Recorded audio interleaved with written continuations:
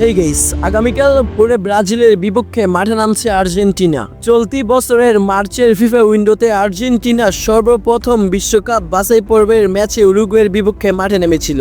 সেই ম্যাচটিতে অবশ্য স্কালোনির চিন্তা কাটিয়ে ডিয়েগো আলমাদার গোলে উরুগুয়েকে 1-0 গোলে পরাজিত করে সেলেসাওরা। অপরদিকে ব্রাজিলও তাদের শেষ ম্যাচে কলম্বিয়াকে 2-1 গোলে হারিয়ে বিশ্বকাপ বাছাই পর্বের পয়েন্ট টেবিলে জোরদার করেছে নিজেদের অবস্থান। আজকের এই ভিডিওটিতে আপনাদেরকে জানাবো আর্জেন্টিনা বনাম ব্রাজিলের ম্যাচটি কিভাবে আপনারা সরাসরি লাইভে দেখবেন এবং ম্যাচটি বাংলাদেশ সময় কয়টায় অনুষ্ঠিত হবে। তো চলুন ভিডিও শুরু করা যাক। 2026 বিশ্বকাপ বাছাই পর্বের মার্চের এটাই আর্জেন্টিনা এবং ব্রাজিলের শেষ ম্যাচই মুখোমুখি হচ্ছে চির প্রতিদ্বন্দ্বী দল আর্জেন্টিনা এবং ব্রাজিল।